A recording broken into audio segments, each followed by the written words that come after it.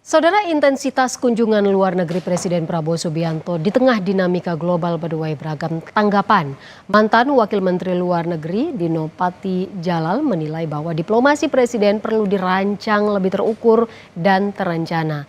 Namun, Istana menegaskan diplomasi aktif menjadi kunci untuk menjaga kepentingan nasional di tengah tatanan dunia yang terus berubah.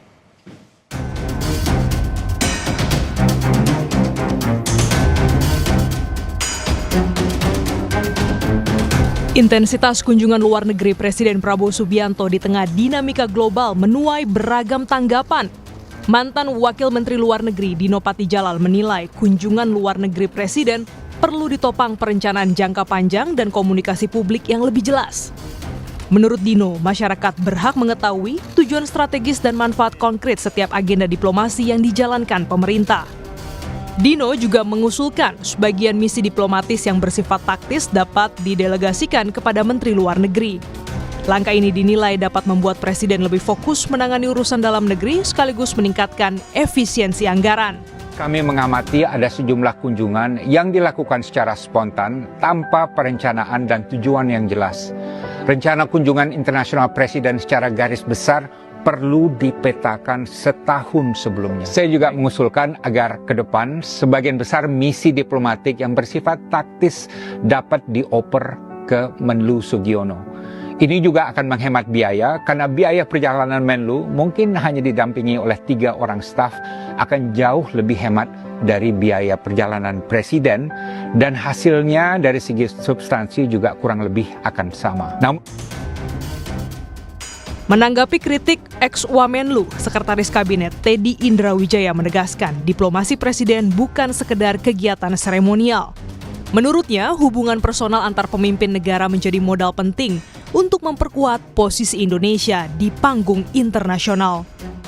Teddy menyebut sejumlah hasil yang diklaim menjadi buah dari diplomasi aktif pemerintah. Di antaranya peningkatan investasi, perluasan akses pasar melalui kesepakatan dengan Uni Eropa, hingga pembebasan WNI yang ditangkap tentara Israel di perairan lepas. Jadi salah besar kalau dibilang hanya gagah-gagahan, seremonial. Jadi kita harus lihat apa yang sudah dicapai dalam 1,5 tahun terakhir ini. Yang pertama, Indonesia masuk BRICS. Yang kedua, tarif 0% di Uni Eropa. Ada 25 negara di situ. Kemudian yang ketiga, total investasi yang masuk dalam 1,5 tahun ini adalah sekitar 2.430 triliun. Itu data dari BKPM. Kemudian yang keempat, sekarang kita punya alat pertahanan yang kuat sekarang, ya. Dan itu dari banyak sekali negara. Istana menegaskan akan terus membuka ruang bagi kritik dan masukan publik.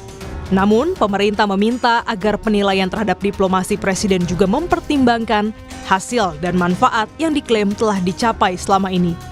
Tim Liputan, Kompas TV. Saudara, Pengadilan Negeri Jakarta Barat menggelar sidang perdana terkait gugatan polemik Lomba Cerdas Cermat 4 Pilar MPR RI 2026 tingkat Provinsi Kalimantan Barat. Selengkapnya kami hadirkan usai jeda.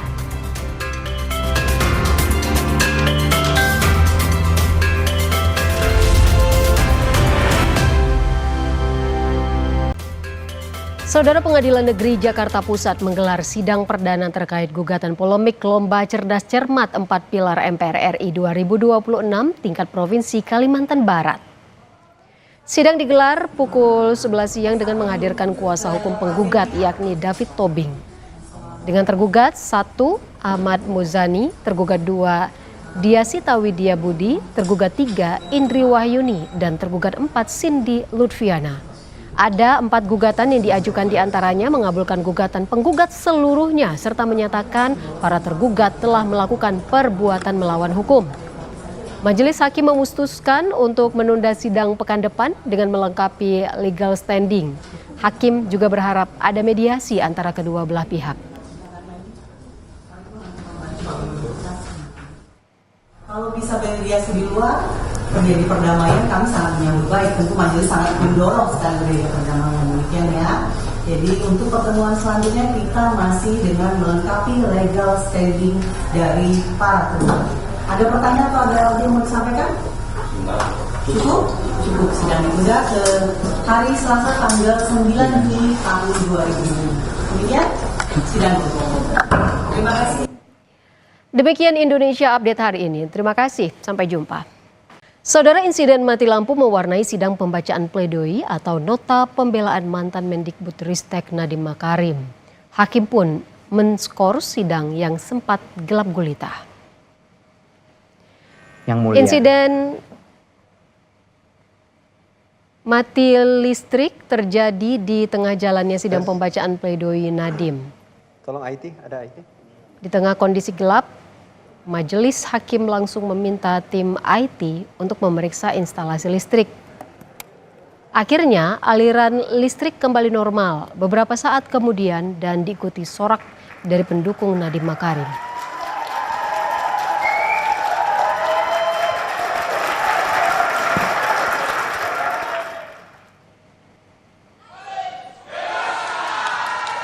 Dalam pledoinya, Nadiem menyebut kasusnya murni kekeliruan investigasi jaksa.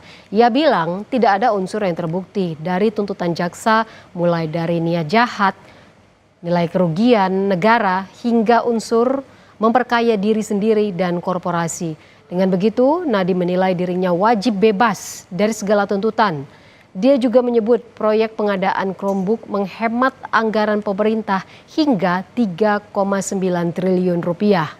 Sebelumnya, dalam sidang 23 Mei lalu, jaksa menuntut Nadiem dipidana 18 tahun penjara, denda 1 miliar subsidiar 190 hari kurungan, dan membayar uang pengganti 5,8 triliun rupiah.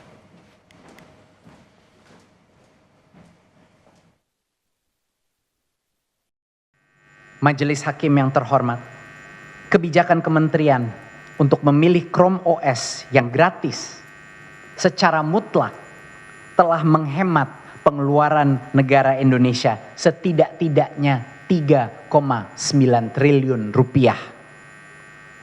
Angka yang jauh di atas dugaan kerugian negara.